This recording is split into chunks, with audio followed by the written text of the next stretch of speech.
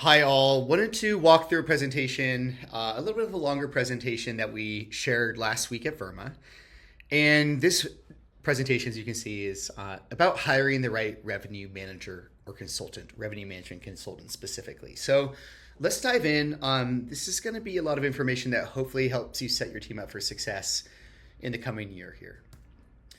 So this presentation collaborated on it with a few folks, Emily Patillo from Highgate, Cameron Felton, who was at Evolve and now COO at Nomadness, Jason Sprenkle. Many of you probably know Jason. He's CEO of KeyData. He's founded a bunch of businesses. Excellent individual. And the four of us wanted to get together to kind of address this question of how should you think about bringing teammates aboard, whether they're, again, teammates or consultants. Presentation today, we're going to talk about first what is revenue management. We wanted to establish a little bit of just ground rules for when we're talking about teammates and consultants. What is the realm we're talking about revenue management wise? Part two, we'll be talking about scaling a revenue management function. Then we'll talk quickly about kind of introducing the revenue management consultants that are out there. TLDR, there are many more folks doing this than you might know or imagine.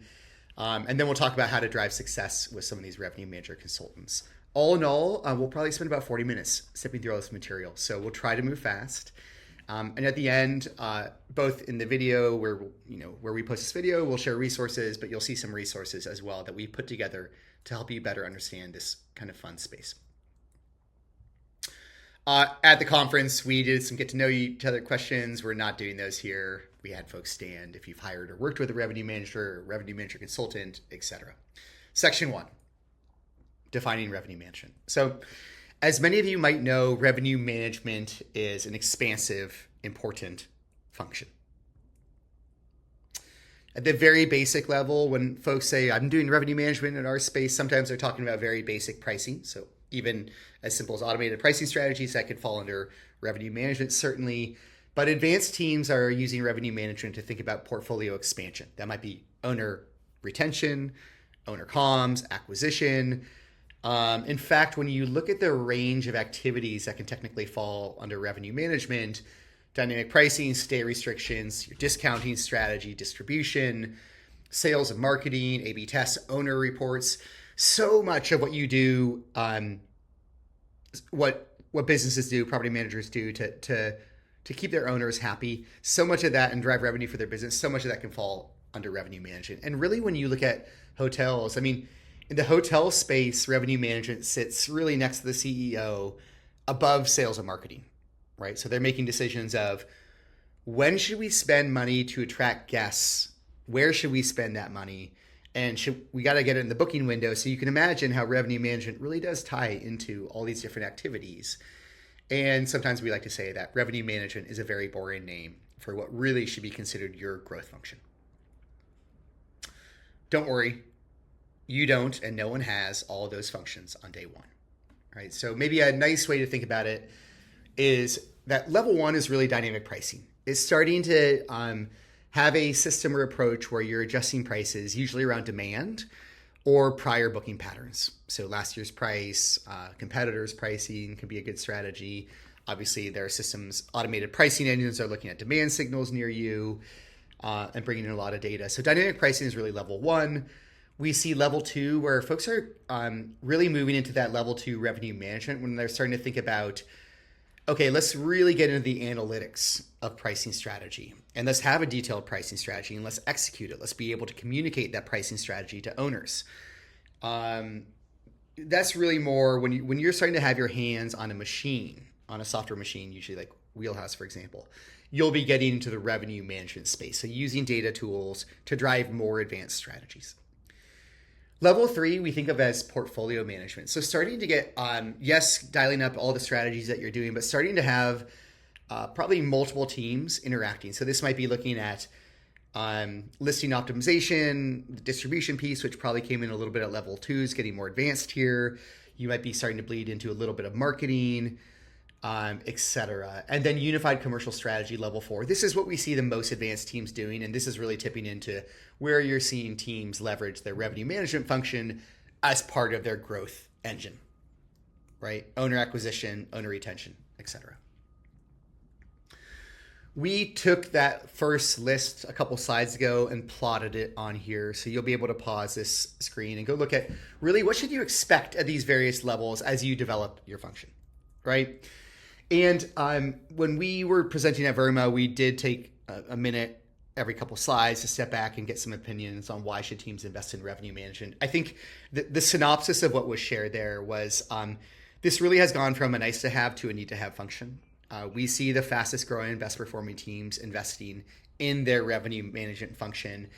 And I recognize that pricing can look like a means to an end. Pricing can be more revenue or happier owners.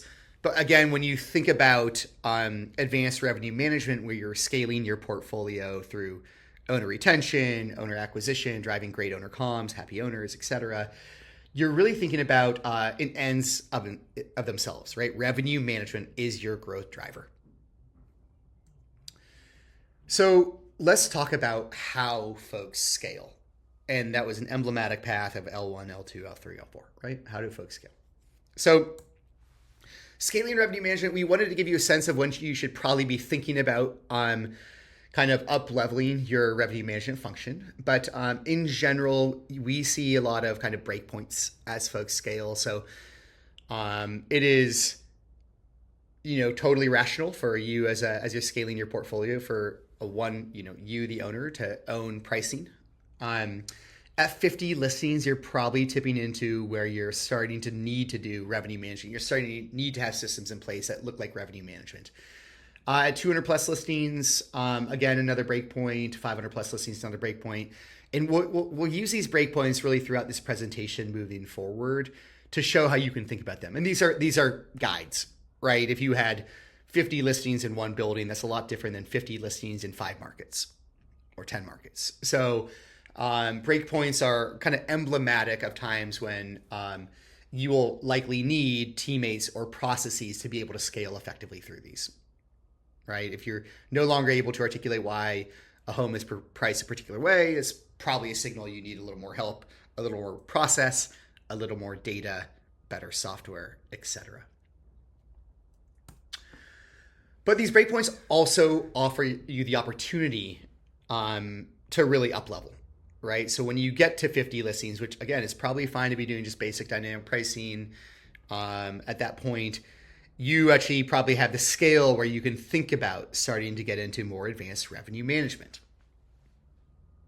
And the why, remember, you're building out this function so you're more valuable when you decide to exit your business or more profitable throughout the life of your business. So these breakpoints should give you a natural point where you should be really thinking about up-leveling your organization, this function specifically. So what team should you have at scale? Again, this will vary. We did want to provide kind of like an example of running lean. Again, you might need no one on the team doing full-time revenue management when you're under 50 listings. It's not crazy, right? And we certainly see, I know CEOs at 300 listings who are still controlling pricing. But usually when you're kind of north of that 50 unit mark, you're starting to get a revenue manager, someone who's starting to own pricing decisions, pricing communication, pricing strategy, revenue management strategies, early A/B tests potentially around things like last minute discounting, data analysis, etc. Looking at your pacing, reporting on pacing, those type of things. When you get to 200, you'll probably be looking to amplify that revenue manager with specialists, but still very, very focused on the revenue management function. And then, if you're running lean, probably at that 500 listing level is when you're getting into a multifunctional organization, all reporting up to a director of revenue, VP of revenue, et cetera. So this would be an example of maybe running a little bit lean, but certainly a very viable path. And here's an example maybe of hiring ahead. So for folks who have conviction that this is an important function to develop, you might see that revenue specialist really on day one or early on in the organization. 5 listings, you might start to have someone who's at least part-time a revenue specialist. And a revenue specialist could just be someone who's proficient with software, good with kind of communicating to teammates and others, a strategy, etc. Obviously, as you scale, that revenue specialist will probably become a more advanced, more revenue management specific hire. But this would be just another example. And you can, again, pause these slides and click around. We wanted to give some examples of patterns, common patterns we see, but many teams will take different shapes, of course. Okay. And just to kind of take some of those roles on the prior page here and kind of put some, like, what should you expect from them? This is a non-expansive list for sure. But again, kind of imagine that, the revenue manager is going to have all the skills of the revenue specialist. It's hard to manage if you don't know the role. Senior revenue managers, et cetera. You're going to get into things like, software suite management as opposed to just evaluation, cross-team collaboration. Again, feel free to pause this slide. General guidelines for what you should be expecting from these different roles. Of course, a way to stay lean, and we could have named it on both these slides, a way to stay lean is to invest in good software. And I know that seems like I'm pushing Wheelhouse or other softwares, but it's just true. I always tell folks at Wheelhouse, we're 29 teammates and we pay for 80 softwares a month. So we have almost a 3-to-1 ratio of softwares to teammates. And we do that just because it's so much easier to scale systems and softwares than it is to train up new teammates and to collaborate. That's really hard. Cool. So just to be clear, you're ahead of the curve. If you are at these listing levels and you feel like your team's already good at dynamic pricing at under 50, excellent. If you're at 50 to 200 and you're starting to have a revenue management function, again, you should, you can articulate a strategy. You know how you're pacing to that strategy and performing to that strategy. When the strategy goes awry, you have kind of approaches you're comfortable with to first recognize, is it a demand problem, a listing problem, a price problem, and make adjustments, right? That's what revenue management is probably, you're speaking that language if those things sound like things that you can speak to. Portfolio management, et cetera. Take from this slide again, just you're ahead of the curve in our industry if at this scale you've achieved these levels, okay? So we talked about variables. I've already named a few, but profitability of your portfolio, multi-market portfolios, your pricing strategy, what you're trying to deliver to your customers. Are you white glove or are you pretty hands off? There's a whole bunch of variables, and this group got together, Emily, Cameron, Jason, and I got together, and we have notes on the variables you should consider here. So we'll include that. We can skip ahead to those slides. You'll be able to skip ahead to those slides. And then we wanted to just ask, as you're building out a team, like, what is a signal of a high-performing revenue team? We've, again, kind of already named this, but the way to think about it is, are you able to, does your team know how you're performing today? And does every teammate agree on that performance? At least how you're doing.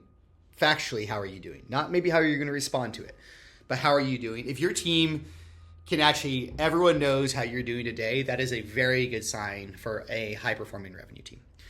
If your revenue team is starting to drive other functions, so that's sales and marketing, they're communicating well with those functions, that's another great signal of a high-performing team. To be honest, at VRMA, we knew we were going to be a little rushed, so we kind of skipped through this section, and I'm going to do the same today. We all know what a high-performing team looks like, hopefully. And one signal of reaching a breaking point. Again, we this is our longest talk section. We'll skip through this today, but I think I kind of named one signal of reaching a break point earlier. If you can't look at a listing and kind of know that there's a strategy, or if you don't have a system in place to know that you or someone else has their eyes on a listing, you've reached a breaking point, right? And if you do have a team and you ask them, how's that listing doing? And they don't really know, and they kind of look at the pricing and say, we haven't been able to look at that rate lately. That's a signal that you've reached a breaking point. And again, software should help everyone answer those questions more easily. So you've reached a breaking point if you aren't able to articulate what's happening in your market, what's happening with your competitors, what's happening with your listings. All right, so this is really the meat of the presentation. The goal of this of the VRMA presentation was partially to introduce you to the fact that there's been a bunch of revenue management consultants that have emerged in the last 3 years in particular. Some of these folks obviously have been doing it before. All the revenue management shops we're going to talk about, the leaders of these shops have been doing revenue management for a long time. But in short, the large portfolios in North America and Europe that were achieved over the last kind of decade, the CASA, VTRIPS, etc., evolve. A lot of these best-in-class teams developed really good revenue management talent. And a lot of revenue management consultants we see have come from those organizations. Probably no surprise. There are a lot more folks doing revenue management consulting than this. These are the folks we know best, so we featured them here. I'm actually missing a few that I know really well. But there's a bigger slide deck that we have just around these folks. But suffice to say, these are really mostly North American teams focused on large portfolios, mid to large size portfolios, where these folks are doing consulting. Okay. And again, we put together materials on all these teams. We source it from the revenue management consultants. They'll tell us about their business. And we bring this to our clients. So if they are looking for a consultant at any time, they know they've got a great set of folks to reach out to. Of course, if we can be helpful in connecting you to any of these folks, don't hesitate to ask. These are great people. And I think that the thing we'll stress, you can also scan this to open the flyer, but we'll link that in the video when we post it. But these consultants can help in a huge variety of ways, right? You're not just hiring someone to turn your pricing on and off, right? Yes, you can hire someone to come in and dial in your pricing strategy and do revenue management. So be able to articulate, look at the data, talk about your market, your competitors, et cetera, build out a strategy, execute that strategy, et cetera. But these folks can also help with listing management and optimization. They might help with the development of your analytics department or analytics generally. So you're able to look at one sheet and know how your business is performing, or look at information and share that with owners who articulate strategy. They can help with that. Because we saw so many different ways that revenue management at your function can create value for you, some of these consultants can come in and just build out one of those processes for you, right? Leveraging data to better communicate with owners. Great. Someone can step in and build that. And you might just need that process built before they roll off. Strategic guidance, of course, training teammates. So training teammates, I list one of the ways they might train them just in technology. So if your team is learning a new technology, essentially every revenue manager out there knows the technologies that you're going to be wanting to be experts in, or at least proficient in. So they can help with that too. And all these folks certainly could extend their services. But just know that these consultants can actually help in a lot of different domains. It's really expertise when and where you need it. I like to think of these consultant shops as kind of serving three main needs, right? So lots of different activities, but three main needs. Number one is plugging a hole. Okay, someone to step in and help you solve a problem fast, right? Faster than a hire. They can build scaffolding. So that goes back to the process development that we were talking about. Or they can provide rocket fuel, right? When I'm saying that, I'm talking about they are a permanent part of your team driving your business forward. And we kind of think that, plugging a hole, you might think of a revenue management who's plugging a hole as stepping in to help you when you're reaching one of these breakpoints, right? So you're at 50 listings. You might want a revenue management consultant who comes in and manages your portfolio until you get to 70 or 80 listings and hire a full-time or part-time person, right? Again, any of these breakpoints, you could certainly have a revenue management consultant who comes in for 3 to 6 months and helps you kind of get to that next level, right? Holds you over until you get to the next level. And whenever a revenue management consultant steps in, they're going to need to learn about you and your portfolio and your strategy. So it's good to have someone around the table if you're approaching any of these breakpoints. Early conversations before you reach breakpoint are certainly wise. You could bring someone in to develop a process or train a teammate. So here we kind of just showed, okay, if you're trying to up level to a revenue management system and you, CEO, leader, have not built a revenue management function before, you might want to bring in someone who's seen it and who's doing it actively across multiple portfolios. If you're looking to get to kind of a revenue management is now starting to interface with owner acquisition or BD, sales, marketing, et cetera. Again, for those portfolio management or kind of unified commercial strategies, you're probably going to want to bring someone in or talk to someone who's done that before and done that recently. Certainly, these revenue management consultants can help with this. And then when we're saying rocket fuel, we see teams who have consultants essentially full-time. They will lead a team. If they acquire a portfolio, the consultant will step in and kind of ingest that portfolio into your portfolio. This is usually at a higher level. You'll be seeing full-time consultants, but this is where you're having a multi-year engagement with a consultant who's really driving your business forward in a meaningful way. So, how to think about hiring a teammate versus a consultant? Teammates, definitely, it's a bigger investment, right? The rewards might be that you have a more integrated person on your team who knows your strategy, who's fully focused on your portfolio and your portfolio alone, who knows your owners intimately, who knows you and your strategy well. That's when you hire a teammate. And so really when you are positioned to make an extended investment, or you have clarity on a capability that you want to bring to your organization long term, that's really when you're going to think about a teammate. And the consultant, you can read it here, right? You can't yet afford a full-time hire. You're behind on staffing. You need to plug a hole. You want to build a function. It's kind of those prior slides, right? Also, if your team is not aligned around a revenue strategy, an external third voice can be a really good person to bring into the room and say, look, here's what we're seeing the best teams do. If you're not, or your team's not positioned to mentor you, maybe you have a couple revenue management consultants, kind of revenue manager specialists, so a little more junior revenue management folks, and you're not positioned to develop them, totally rational time. You don't want to make the big hire yet, but you could bring in a consultant to be their boss and train them up. Totally rational, right?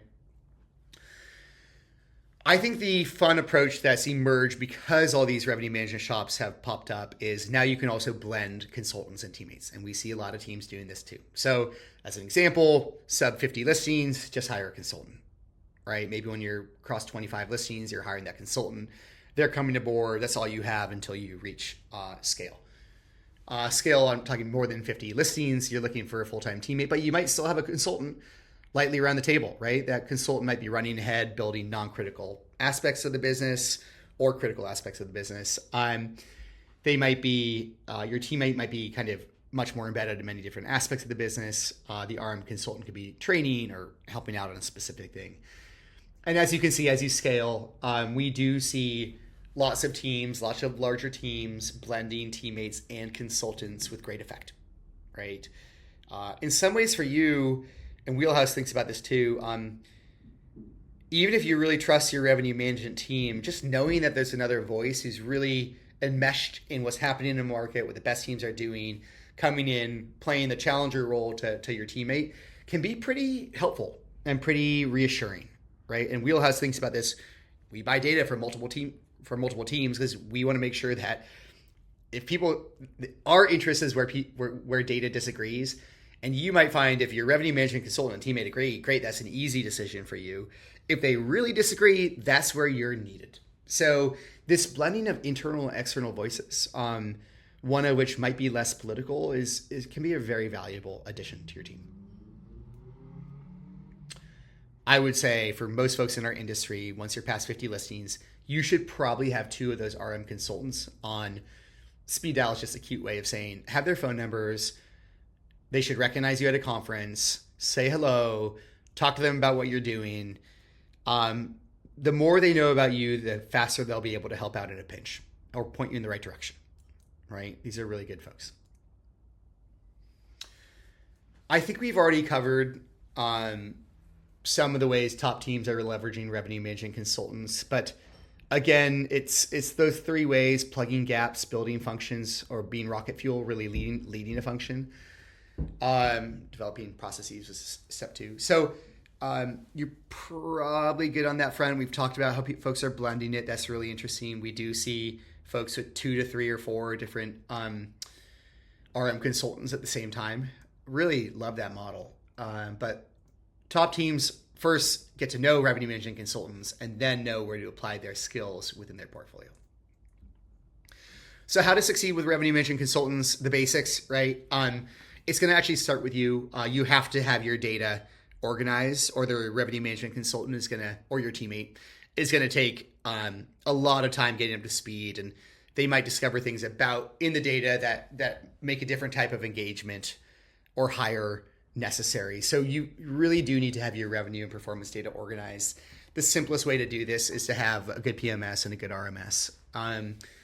That is probably, no consultant would be terrified if they stepped in and your data was organized in one of those tools. And you want your consultant to be able to quickly understand year over year, how your price, last year, et cetera. You're going to want to document and write down your goals. If you could have a revenue management consultant walk in and say, hey, here are the 3 things I'm trying to achieve this year, that's fantastic. And yes, your goals should be more specific than I want to make more money. That's great. But you probably want to talk about, since that's everyone's goal, if you had to trade occupancy versus nightly rates, how do you think about that? How do you think about that on an inventory type? Where are you trying to grow? What inventory are you worried about? What owners are you nervous about, et cetera? How's your market changed over the last year? The more you've written down kind of your goals in the context of what's happening in your market, the better. And if you have a revenue management process already in flight, document it, right? Who's leading the function?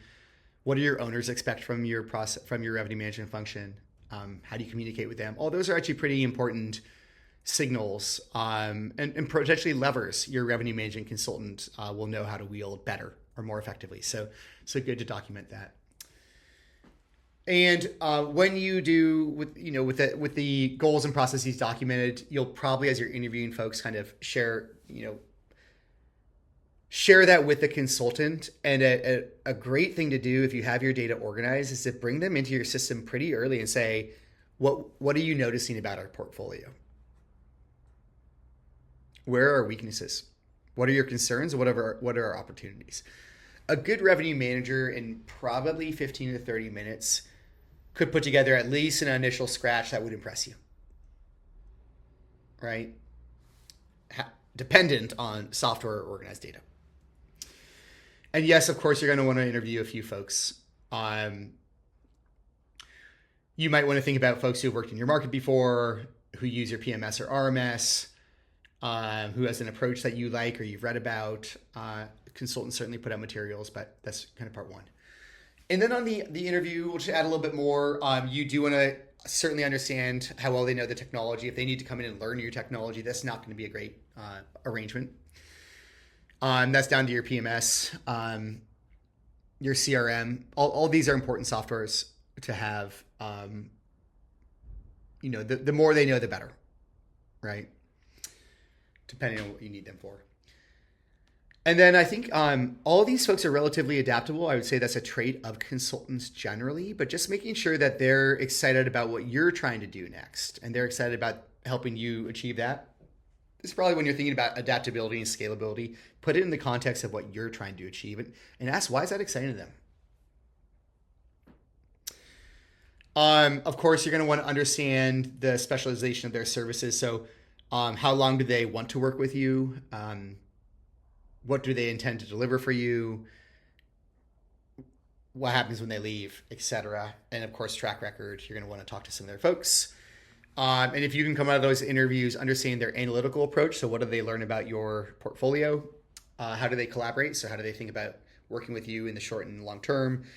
And the ongoing support piece. If you can answer these questions, you're in a really good position coming out of that consultant interview. And then we went out and talked to a bunch of consultants and we asked them what they thought. What makes a great partnership, right? So from your side, you should expect to stay engaged, obvious, right? But certainly some property managers hire folks and then kind of expect magic to occur. They don't get engaged. You might not communicate your strategy well. Definitely stay engaged early on, as Rebecca says from Revenue Research. She's got to know what your target is if she's going to hit it. And your target might move. You might have just gotten a tough call from an owner or whatever it may be. Your target might have moved. Your strategy might have moved. So you have to be engaged with your revenue management consultant or teammate, of course. You have to define roles and decision-making abilities. You do not want to hire someone who's always saying, okay, we discovered this thing. Can we do anything about it? Who do we need to go to make a change, et cetera. So just define it. And if that's, hey, RM consultant, I want you to talk to this one person on my team, that's fine. It's totally fine. But just define roles and decision making and expect to check in on that 1 month in, 2 months in, 3 months in to see what's not working. And then this is kind of tied to the stay engaged, but just communicate proactively. If you disagree with the rate strategy, tell your revenue manager that. Right? They want to hear this. If you don't object to the rates, there's going to be, it's very easy to get into a tacit assumption that you approve of the rates. And sometimes RMs are going to try strategies that are a little outside the box. It might be to test something new on a listing or your portfolio. They might be doing a market test. You've got to communicate proactively if you disagree, because every time you proactively communicate, that RM consultant's actually picking up a little bit more about that strategy that you're trying to execute, but might not have yet fully articulated. So do communicate proactively, especially early. Other RMs, just for kind of for some brass tacks, you're not going to hire someone who's going to figure it all out overnight, right? Someone comes in, they update your pricing. You might get a lot of bookings early on, but then you might underperform revenue-wise, right? Because you sold your best nights for too low of a price. Or you might raise rates and your pace might slow down a little bit, but you end up at a higher revenue level, right? So flexibility and kind of the willingness to test is part of the name of the game. If you're going to optimize a portfolio, you have to be willing to take some experiments. That might mean pricing a couple days or a shoulder season or a high season a little more aggressively than you did last year with an owner group that's comfortable with that, right? But there's got to be some room to explore to help you optimize your portfolio. If you're hiring one of the more advanced, and kind of all the revenue management consultants we showed you are advanced, if you're hiring one of those folks, you probably actually want them experimenting. And think of ways you can leverage that experimentation. You can go to your owners and say, hey, we're so excited. We brought in a revenue management consultant. We're going to be optimizing all of your performance over the coming 6 months. And we appreciate your patience as we dial in needs in a changing market. How great does that sound? You can say it better than I can. Patience and flexibility. I've kind of talked about both of these, but there's a really key point that Sarah makes here, which is ideally, if you make too many changes at the same time, it becomes difficult to ascertain what change delivered performance results. And obviously, you're probably going to be making 2 or 3 changes at the same time, but just within reason, don't change everything at once. Otherwise, you'll learn less, potentially. So I thought those are really good points from Sarah Franz, and she runs RevZen. Great team. Oops. Here we go. So salary assumptions for teammates. I named this at VRMA. I don't like talking about other people's salary. That's not my job. In California, where we live, you have to publish salary ranges. So for a role. So some of this is a little bit more fair game. If you're paying any of your teammates more or less, don't take this as gospel. Different communities, different responsibilities, etc. Of course, people will be paid differently, but we just put this out for some range of what you could expect. Variables to these ranges being experience, responsibilities, bonuses, equity, etc. But just, when you're thinking about hires, you can think in the ballpark of these, and certainly the people you're speaking to might see differently, and just ask them for the data of how they're usually compensated or have been compensated. It's the most fair way to do it, I think. Cost assumptions, you can see there's a bunch of different ways. Some people charge per listing, as a percent of revenue, as a flat rate, as a retainer, etc. Like, lots of different models exist. And I think these RM partners, RM consultants will tell you, again, if you go to the documents where we track those RM partners, a lot of them will publish some of the different ways they serve. And if they're doing pricing versus building a function or building a process for you, they're going to probably charge differently for that, right? So it'll vary. Guidelines here. More variables. Frequency of meetings as an example. How much time are they investing in your portfolio? That's obviously why you move around to these ranges in pretty dramatic ways.